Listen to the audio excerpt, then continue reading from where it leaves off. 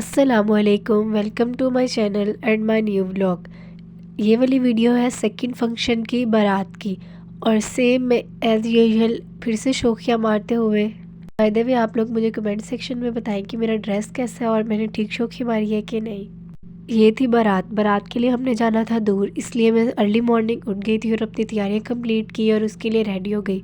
और रेडी होने के लिए मैं कोई पार्लर वार्लर नहीं जाती, मैं खुद ही अच्छा रेडी हो जाती हूँ, इसलिए मैं खुद ही रेडी होती हूँ। हमने अपने सफ़र का आगाज़ कर लिया था और बारात लेकर निकल गए थे। हम दोपहर में निकले थे ताकि शाम तक रात तक पहुँच जाए। जाते हुए हमें काफ़ी ज़्यादा टाइम लग गया था पहुँचने में। किसी को सफ़र में नींद आती है और किसी को नहीं आती, कोई घोड़े बेच के सो रहा होता है। हम जैसे बंदे तो सिर्फ सफ़र एंजॉय करते हैं क्योंकि बार बार नहीं आता और मुझे तो वैसे ही बहुत पसंद है। जब आप अपनी फैमिली और फ्रेंड्स के साथ सफ़र पे जा रहे होते हैं तो उसका तो मज़ा ही और होता है क्योंकि आपकी फ्रेंड्स कज़न्स आपके साथ होती हैं। इंजॉयमेंट में सफ़र गुजर जाता है, सफ़र का पता भी नहीं चलता। बट कभी कभी थकावट भी फील हो जाती है जब ज़्यादा सफ़र लगे। जाते हुए टूल प्लाज़ा पे बहुत ज़्यादा रश था क्योंकि मोटरवे वाला टूल प्लाज़ा, इस पे 4 बजे से 12 बजे तक बहुत ज़्यादा रश रहता है। 1-2 घंटे तो कभी कभी यहाँ पे ही वेट करने के लग जाते हैं, बट अल्हम्दुलिल्लाह हमें इतना टाइम नहीं लगा था, हम जल्दी इसको क्रॉस कर लिया था। हम लोग ऑब्वियसली निकले रेडी होके थे, बट एंड तक हमें लग नहीं रहा था कि हम रेडी रहे हैं। फिर हमने खुद को थोड़ा बहुत टचअप दोबारा किया और हम अपनी डेस्टिनेशन पे पहुँच गए अल्हम्दुलिल्लाह। बाय द वे ये मार्क की एक पेंटिंग लग रही है जैसे किसी ने इसको सामने रख दी है, बट ओरिजिनल में ये एक बिल्डिंग ही है।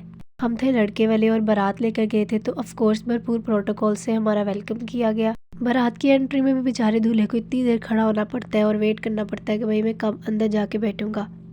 और आज भी इन्होंने बहुत ज़्यादा टाइम लगा दिया था ग्रूम को अंदर लेके जाने में। एक तो हम इतना सफ़र करके आए थे और हम इतना थक गए थे कि हमारा दिल कर रहा था बस अंदर जाएं और हमें खाना मिल जाए। खाना इसलिए मिल जाए कि क्योंकि हम शादियों पे सिर्फ़ और सिर्फ खाना खाने ही जाते हैं। मेरे शादी पे जाने के सिर्फ 2 पर्पज़ होते हैं, एक पिक्चर्स क्लिक हो जाए और दूसरा खाना। जब तक बारात का ये वाला पार्ट ख़त्म नहीं हो जाता, हम अंदर नहीं जाते, तब तक हमें खाना थोड़ी ना मिल जाना था। इसलिए हम सब ने इसको यहाँ पे खड़े होके एंजॉय किया और उसकी एंट्री को एंजॉय किया है। मेरा दिल करता है ये जो अनार चल रहे होते हैं ना, इसको अपने हाथ में पकड़ के चलाऊं, बट थोड़ा थोड़ा एक डर भी लगता है कि अगर मेरे हाथ पे गिर गया कुछ हो गया, इसलिए मैं पकड़ती नहीं हूँ। दूल्हे के दोस्तों ने यहाँ भी अपने काम शुरू कर दिए हैं, डांस शुरू कर दिया है। इनको भी एक अलग खुशी है, अभी हमारे दोस्त की शादी है, अच्छी बात है, होनी भी चाहिए। फाइनली ये वाला सिलसिला भी ख़त्म हुआ और हमें मौका मिला अंदर जाएं और अंदर जाके थोड़ा सा बैठें और सुकून का सांस लें। जाते सबसे पहले ब्राइड एंड ग्रूम का निकाह होता है, ऑब्वियसली सबसे पहले वो हुआ, फिर हमें बांटी गई बिद जो निकाह होने के बाद बांटी जाती है। क्या सबसे मेन पार्ट खाना। खाने में माशाल्लाह बहुत कुछ था, लेकिन सफ़र करके गए थे कुछ खाया ही नहीं गया।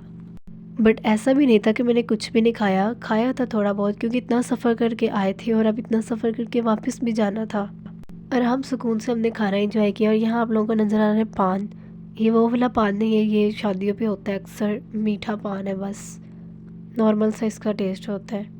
खाने के बाद ब्राइड एंड ग्रूम की एंट्री करवाई गई, उनको बिठाया गया और जो कुछ रस्में होती हैं उनको कंप्लीट किया गया। और ये दूध पिलाई की रस्म है, ये भी एक मेन पार्ट होता है जो कि सबसे मज़े का होता है। और यहाँ पे भरपूर मजाक वाली बहस चल रही थी कि कितने पैसे दिए जाए और कितने पैसे नहीं दिए जाए। वैसे ये एक रस्म ही होती है मजाक करना भी, पैसे तो वो पहले ही डिसाइड करके आए होते हैं कि हमने कितने पैसे देने हैं। फंक्शन के सारे पार्ट से हम लोग फ्री हो गए, फ्री होके ऑब्वियसली वापस ही आना था, हम लोग वापसी की तरफ आ गए।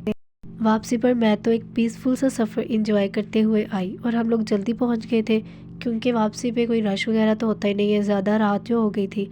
होप सो आप लोगों को अच्छा लगा हो। Thank you for watching. अल्लाह हाफिज़।